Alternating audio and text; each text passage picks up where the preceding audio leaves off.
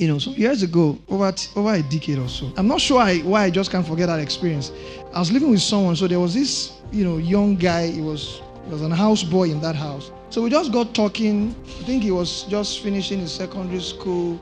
So we got talking, and he wasn't sure how to go about it, doing jam and all of these things. So I remember we had a conversation, and after the conversation, you could see the joy, and I have direction in his face. There was the kind of satisfaction that I got from that experience. It was like there was sugar inside my blood because I was just feeling sweetened.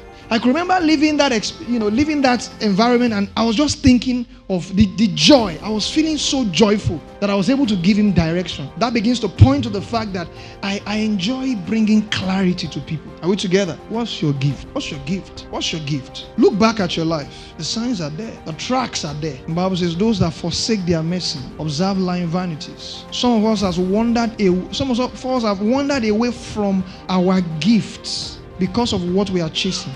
Because of survival. Joseph was told to take care of the sheep, and those sheep were as important to him as though they were his children, that he risked his life just to protect them. And what that really meant was that he had the calling to nurture and protect. He would protect anything you put in his life, in his care, with his life. No wonder he became the leader of God's people. What can you do with your life? What can you almost die for? So this thing, because what you can die for is what you should be living for. As a matter of fact, what you cannot die for is not worth living for. What is your gift? What things do you do with joy and ease that brings so much satisfaction to your soul? As a child, I used to write stories. I would cut all those A4 paper and I would cut it into write stories, and I would look for carton, those brown carton, to do back cover and write a title, Tortoise and the Snake. And I believe that many times, many of these things are easily seen as a child as we grow up, because we've not been corrupted. We're not thinking of survival. We are just expressing things that are on the inside of us, placed there by God. If I was properly guided, maybe I would have studied mass com. Just maybe. Ephesians chapter 4 verse 7. It says, but to each one of us grace was given according to the measure of Christ's gift. This is speaking spiritually. But you see, our natural gifts are also very, very pivotal to the callings that God has placed upon our lives. It says, but to each one of us, grace was given. So you have something. The Lord said to me one time, He said, stay in the place of your grace. Can never forget that. Stay in the place of your grace. So what are you graced for? One of the challenges that we face is that we are tempted to leave the area of our grace many times because we need to survive. Yeah, it's true that sometimes the things you call, this is what I believe I'm meant to do, is not putting money in your pocket, and you have to, just do something to make money. But you see, by all means, stay in contact with your grace, even if you have to do something else. That was what Paul was doing. It wasn't like he was enjoying building tents. His real ministry was to preach the gospel, but he had to do that on the side once in a while, just to keep body and soul together. So what are you graced for? The truth is that we will all have a share of doing what we don't exactly love, because there's actually the kind of character that doing what you don't exactly love builds in you. So we'll all have our share of that. Else, we won't build character. Because the times that they were made, many times you need to move out of your comfort zone to build character, to repackage your temperament. And we will all have our share of that, so that you are doing it, and it's almost making you feel burnt out. But you see, it's developing in you resilience. And the truth of the matter is, even in the things you are graced for, the things that you love to do, when it's you love to do it and it's easy for you just because you are still doing it as hobby, when it becomes business, you will find out that there will be things around it that you will not love to do, but you have to do it.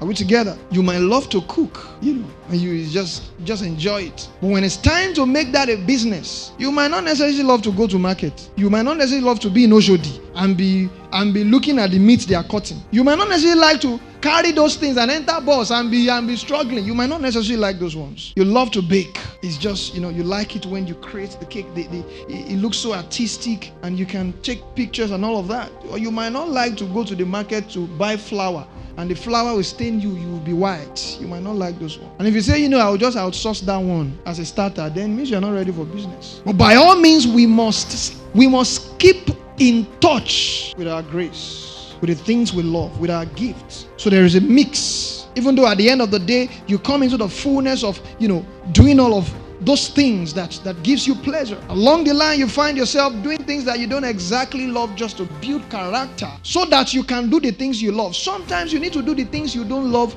so that you can do the things you love. Why did Paul have to, still work as a tent maker? He said so that the gospel won't be hindered, so that I will have money to cater for myself and it won't be like I'm preaching the gospel for gain, thereby hindering how people perceive the gospel and all of that. So you will need to do what you don't love so that you can do what you love. The Bible spoke of Jesus. For the joy that was set before him, he endured the cross. He didn't necessarily enjoy. You don't enjoy what you endure. So he endured the spitting, the slapping.